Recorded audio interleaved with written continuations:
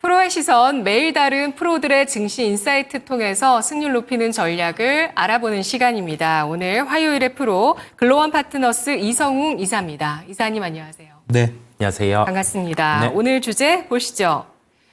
미국 대선 전 대응 전략.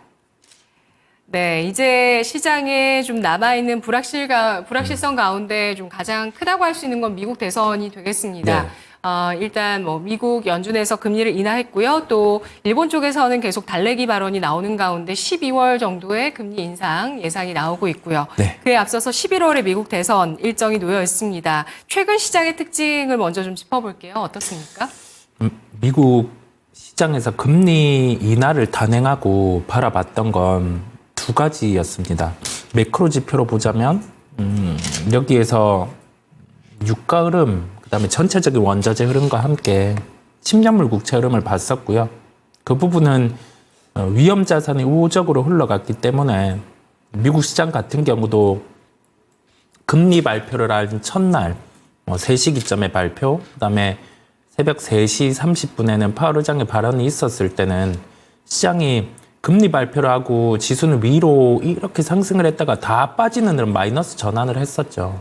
그때는 아무래도 금리 발표라는 변동성이 커질 수 있는 이벤트를 두고 미국 시장의 옵션 포지션 같은 경우가 양매수로 구축이 돼 있음에 따라 여기에 대한 포지션을 주고받는 형태에서 변동성이 커졌고요. 그 다음 거래 같은 경우가 진짜 주식에 대한 방향성 같은 경우는 나타나는 흐름이었는데 전체적으로 반등이 나왔었어요. 그리고 나서 최근에 미국 시장 흐름은 지수에 대한 변동성은 줄어들어 있습니다. 금리 인하 이후에 개별주의 강세가 나타나고 있는 상황이고 우리나라 시장 같은 경우도 지수가 박스권의 흐름이 연출되고 있는 상황이에요. 매크로 시장님을 대변을 하는 거죠. 박스권 하단은 안 깨고 개별주 같은 경우가 강한 모습들이 나타나고 있고 그다음에 하반기를 봤을 때 상대적으로 좀 소외되어 있던 상반기에 소외된 쪽 같은 경우가 주가 빠져있고 기대감이 낮은데 좀 회복할 수 있는 요인이 있는 업종 같은 경우에 주가가 반응이 나타나고 있거든요. 그렇다 보니까 지수의 박스권 흐름 안에서 미국 대선 전까지 흐름은 우선은 그래도 주식을 살 수 있는 환경이 연출되고 있음을 말씀을 드립니다. 네. 미국 금리 인하 이후에 주식을 살 수 있는 여건이 형성되고 있다라고 말씀을 해주셨는데요. 네. 단 이제 미국장 같은 경우는 또 많이 올라서 다시 밸류에이션 부담 이야기하시는 분도 계시고요. 네. 그리고 국내장 같은 경우는 또 미국장보다는 좀 부진한. 그죠. 그러니까 밸류에이션적으로 사실 우리는 네. 좀 굉장히 저평가되어 있어서 네. 중국보다도 더 저평가가 되어 있는 상황이란 말이죠. 그렇죠. 디플레이션 우려가 나오는 네. 중국보다도요. 네.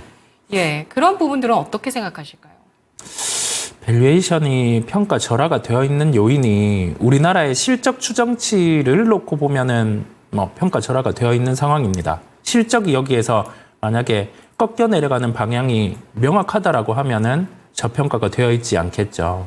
근데 실적에 대한 부분은 평가 절하를 받고 있음이 명백한데 저번 시간에도 말씀을 드렸지만 우리나라에만 있고 다른 나라에 없는 거를 생각해 봐야 돼요. 그거는 세금 부분이거든요. 세금 부분. 오늘 논의를 하고 있겠죠. 여기에 대해서 금투세 같은 경우가 최소한 유예가 돼야 돼요. 최소한 유예. 최소한 유예가 되면 어느 정도 지금 할인을 받고 있는 부분들, 지수는 한 10% 정도 기본적으로 반등은 나타날 수 있겠죠. 기본 10%.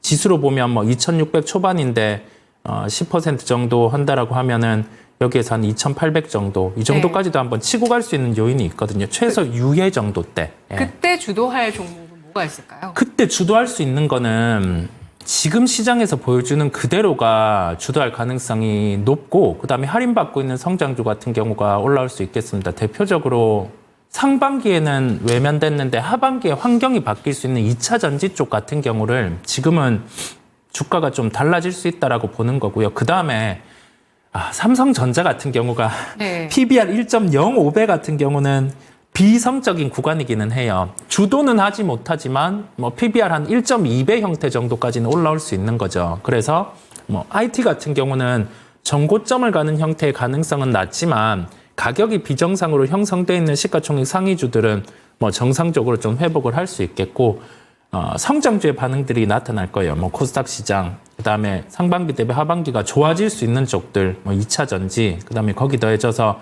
인프라 관련된 종목들, 금리 인하에 맞물려서 같이 좋아질 수 있는 업종들, 그런 쪽이 좀 네. 강세가 나타날 수가 있겠습니다. 네, 주제가 미국 대선 전의 대응 전략인데요. 좀 두괄식으로 결론을 맺어보고 가고 싶어서. 그죠? 그러면은 그렇습니다. 미국 주식을 사시겠어요? 한국 주식을 사시겠어요? 우선은 지금 금투세가 해결된다라는 점을 놓고 보면 국내 주식 비중을 늘릴 필요는 있어요. 네, 국내 주식을 늘릴 필요가 있는데 이게 전제 조건이 해소가 되지 않고 지금처럼 질질 끌고 가면은 미국 주식을 늘리는 게 맞습니다. 그러면 밸류 부담 괜찮으세요? 괜찮아요. 네, 예. 밸류 부담 괜찮아요. 뭐 밸류 부담에 대해서 상대적으로 없는 쪽을 늘리면 되겠죠. 그러면 금리 인하기에 좋아질 수 있는 쪽, 그러면서 뭐 턴어라운드까지 더해질 수 있는 네. 그런 쪽을 찾아서 보면 되거든요. 예, 그래서 결론은 뭐냐면 공통적인 점은 국내, 미국 다 주식 늘릴 수 있다는 점이에요. 네. 밸류 부담, 다만 밸류 부담이 있는 쪽, 뭐 빅테크를 주가가 이만큼 떠 있는 쪽을 추격한다라는 게 아니라 금리 인하기 때 비용이 줄어들거나 그 줄어드는 비용과 함께 턴어라운드 나타날 수 있는 업종들을 찾아서 보면 밸류 부담 같은 경우는 좀 경감이 될 수 있음을 말씀을 드립니다. 네, 구체적으로 어떤 섹터일지 마지막에 좀 알아보고요. 네. 이렇게 여러 가지 변수들을 좀 가미해서 시장 흐름과 또 전략 포인트를 잡아봐야 되는데 네. 미국 대선 전에 주식시장의 특징으로는 오늘 나와 있는 여러 자료들을 보니까 이제 변동성 얘기들을 하시더라고요. 네. 어떻습니까? 대선 전은 아무래도 어떤 후보가 득세를 갖고 가든 변동성이 커지기는 했어요. 특히 올해 같은 경우가 더 심할 수 있는 게 왜냐면 금리 인하를 단행했고 이 단행한 상황 안에서 보통 한 달 정도는 시장 방향성을 못 잡고 있다가 나오는 지표들에 따라서 이게 경기 침체를 가리키는 지표가 나오면 시장은 빠지고 그렇지 않으면 좀 반등은 나타나거든요. 뭐 어제 우리 크게 중요하지는 않지만 제조업 지표 통해서도 봤지만 뭐 서비스업 데이터는 좋았고 근데 그렇지 않은 데이터 같은 경우는 약간은 불안한 데이터는 나오기는 했어요. 시장에 민감한 데이터가 아니다 보니까 시장은 안 빠지고 그냥 개별주가 강한 모습은 나왔거든요. 우세 후보의 경제 정책을 체크하면서 보려고 해요. 그 이전에 시장 변동성을 활용해서는 밸류에 대한 부담이 있는 쪽보다는 상대적으로 금리 인하와 맞물려서 지금 현재 후보들의 정책에 교집합이 되는 쪽들, 그쪽 업종에 대한 매수 부분은 열어둘 수가 있겠고요. 네. 주식시장은 대선에 대해서 후보가 실제 당선인이 확정되고는 즉 대선에 대한 불확실성이 해소되고 나서는 미국 시장은 강해왔어요. 그런데 이 학습 효과가 그대로 진행되는지는 우선 보는 거죠. 왜냐하면 과거와는 다른 환경이 금리 인하 같은 경우가 단행을 하는 상황에서 물가가 이 정도 올라와 있는 상황들은 없었어요. 최초거든요. 최초라서 아마 대선 후보가 이제 당선이 되고 그에 따른 뭐 정책에 대한 방향 그런 점에 따라서 시장은 방향성을 정할 텐데 그래도 상승에 대해서 무게를 우선은 더 보는 거죠. 과거 데이터가 그랬기에. 네. 미국 대선은 11월 5일 일정 예정돼 있고요. 뭐 일부 변동성이 있을 수 있겠지만 그 전에도 양당의 대선 후보들의 공통 분모라고 볼 수 있는 공약 관련주는 볼 수 있겠다라고 얘기를 해주셨는데 좀 압축해 주신다면 전력기기, 방산 이런 쪽인가요? 어느 쪽인가요? 네, 그쪽은 워낙 계속 좋아왔고 여전히 주가가 좋기에 다른 쪽을 같이 생각을 해봤어요. 3분기 실적 훼손이 없는 우리나라 쪽에서는 모멘텀도 더해지는 쪽이 밸류업 쪽. 예, 이거는 놓고 갈 수는 없겠고요. 밸류업에서 당연히 뭐 상법 개정, 상속세 개편 이런 게 더해진다라고 하면 외국인이 보는 시각은 더 달라질 겁니다. 그래서 이에 대한 진행 여부까지 같이 보는 거고 대형 테크가 가격 메리트가 있는 거는 확실해요. 네, 그렇다 보니까 대형 테크 쪽도 같이 볼 수 있겠고 건설기계 쪽을 확실히 다르게 봅니다. 건설기계 쪽 같은 경우는 지금 미국 쪽에는 재고가 많이 쌓여 있는 상황이에요. 그런데 대선과 관련해서 대선 전후로 우리 뭐 중국에서도 지금 이구안신이라고 해서 자동차의 교체 그런 부분들이 있는데 미국에서도 지금 쌓였던 바이어들의 재고 같은 경우가 대선을 기점으로 해소될 것으로 보입니다. 왜냐하면 과거 대선 때도 보통 그런 경우가 많았거든요. 그래서 3분기에 실적 우려는 있지만 건설기계에 관련된 종목들을 지금 미국 쪽에는 캐터필라, 뭐 우리나라에서는 아주 아쉽지만 두산 바켓도 충분히 접근이 가능하겠고요. 뭐 HD 현대건설기계 이런 쪽도 충분히 접근이 가능하겠습니다. 네, 결국에는 새로운 미국 대통령이 들어섰을 때 네. 수혜를 받을 수 있는 그런 섹터가 건설 기계가 될 수 있겠다라는 네. 결론을 맺어주시는 거네요. 네. 예, 그러면은 그 밸류업도 가미를 해서 투자 전략을 세워야 된다고 말씀을 해주셨는데 네. 외국인의 최근 매도세에 대해서는 어떤 의도로 외국인이 우리 장을 팔고 있다고 봐야 되는 건지 좀 알아볼까요? 외국인이 우리나라 시장을 파는 건 만약에 아까 짚어갔던 것처럼 기초 체력 같은 경우 기초 체력은 각 기업들의 실적으로 우리가 도출을 해볼 수 있는데 기초 체력에 대해서는 신흥국 중에서 상위권입니다. 네, 상위권이에요. 그러면 지수는 원래 이 정도 수준에 있는 게 아니라 적어도 최근에 이루어졌던 박스권 상단에 있어야 되는데 그런 모습이 아닌 거죠. 그러면 뭔가 우리나라만의 문제가 있는 그게 제거돼야 되는 거죠.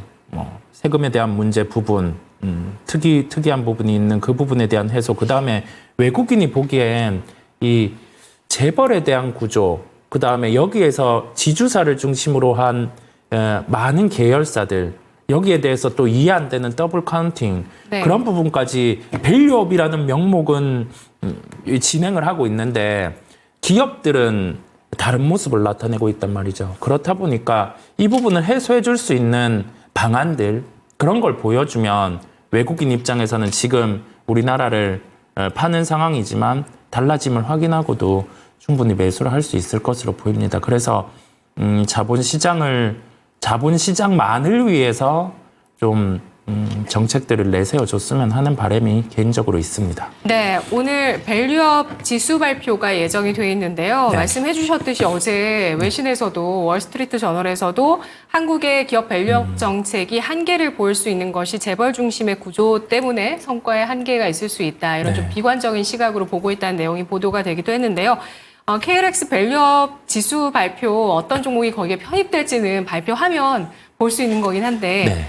미리 선침의 관점에서 밸류업주를 본다면 어떤 종목군에 관심을 가질 수 있을까요? 우리가 공시를 통해서 지금 주주 친화 정책에 대해서 발표할 거라고 내세운 기업들이 있어요. 몇몇 기업들. 그런 기업들을 찾아서 보면 좀 편하겠고요. 그다음에 그 밸류업과 관련된 부분에 공시를 내놨음에도 불구하고 주가가 많이 반등이 나오지 않은 기업들이 있어요. 그런 기업을 찾아보면 되는데 대표적으로 대형주 중에서는 현대모비스 같은 경우가 그렇고, 그다음에 우리가 밸류업과 관련된 정책을 발표하고 딱 배당에 대한 부분에 대해서 확정 배당이 이루어질 수 있는 구조를 발표한 기업, 현대차 본주보다는 현대차 EUV 같은 경우가 주가가 상대적으로 강하거든요. 그런 배당 상향을 확정적으로 줄 수 있는 기업들, 그런 기업들을 추려서 보시면 될 것 같고요. 그 다음에 이번에 밸류업 지수 발표를 하면서 여기에서 걷어지는 재투자를 할 수 있는 부분, 할 수 없는 부분 이렇게 존재를 하는데 할 수 있고 없고가 중요한 게 아니라 여기에서 배당 성향, 그 다음에 이 배당 외에 주식 배당이라든지 그런 부분을 좀 확대할 수 있는 기업들. 그러면 금융주 중에서도 아직 밸류업을 진행을 하지 않았는데 이 잉여 현금을 통해서 주주 친화 정책을 확대할 수 있는 생명보험 중에서 삼성생명 같은 경우도 네. 그런 잠재력이 있음을 같이 말씀을 드립니다. 네, 그러면 국내 섹터 가운데서는 주식 늘릴 만한 섹터 추가적으로 언급하실 쪽 있으신지, 없으시면 미국 주식도 한 가지 질문하고 마무리할게요. 네, 국내 주식 중에서 2차 전지 확실히 달라집니다. 네, 달라진다라는 게 유럽에 대해서 이 예상치, 컨센 같은 경우가 어제는 시장 안에서 독일이 우리 생각보다는 그런 배기가스 정책을 전환을 하면서 늘 수 있다라고 한데 독일 외에 EU 국가 같은 경우가 이전에 추진해온 그 배기가스 규제를 2025년부터 진행을 할 텐데요. 이게 진행을 할 수는 없어요. 왜냐하면 우리나라 기업 현대기아차 같은 경우는 기존의 배기가스 규제 허들을 넘어선 상황인데 유럽 기업들이 못 넘어섰었거든요. 근데 지금 또 비슷한 상황이다 보니까 아마 진행할 때도 이 규제안 그대로를 할 게 아니라 약간 완화된 규제 진행의 가능성이 높아요. 그러면 올해보다는 내년에 우리가 예상하는 유럽 시장의 성장이 역성장이 아니라 그래도 뭐 두 자릿수 초반 정도의 성장은 나올 수가 있거든요. 그 안에서 지금 워낙 종목들 같은 경우가 좀 빠져 있는 상황이다 보니까 그냥 배터리 셀 중심, 그다음에 소재는 어느 정도 키를 맞추는 정도 그렇게 함께 2차 전지 쪽 같은 경우는 수요가 아직 뚜렷하게 나타나지는 않았지만 주가가 그에 비해 과도하게 빠져 있는 상황이다 보니까 저는 이제는 매수를 해서 들고 가는 전략도 가능함을 열어둡니다. 네. 국내 주식보다도 미국 주식의 확대를 좀 더 우선시해야 된다 이렇게 보시는데 미국 주식 고르는 팁을 한 가지만 주신다면 혹은 뭐 탑픽 있으시면 종목 주시고 마무리하겠습니다. 미국 주식 쪽에서 탑픽은 지금 건설기계 쪽 가지고 있습니다. 그래서 캐터필러 같은 경우를 접근이 가능하다라는 말씀을 드리고요. 미국 주식 안에서는 뭐 기본적으로 배당이라든지 주주 친화 정책을 깔고 가는 기업들이 많아요. 그렇다 보니까 그런 기업들을 찾아서 한번 보시면 도움이 되시리라 생각이 들고, 그다음에 글로벌 시장에서 적어도 특정 산업에서 시장 점유율이 한 3위권 내에 드는 기업들 미국에는 많거든요. 그런 기업들을 찾아서 뭐 시장 조정과 함께 가격 조정이 뭐 고점 대비해서 한 20% 나타났다 그러면 네. 이런 기업을 매수하면 좀 수익에 가까울 수 있습니다. 네, 알겠습니다. 오늘 분석 여기까지 듣겠습니다. 고맙습니다. 네, 감사합니다. 프로의 시선 이성웅 이사였습니다.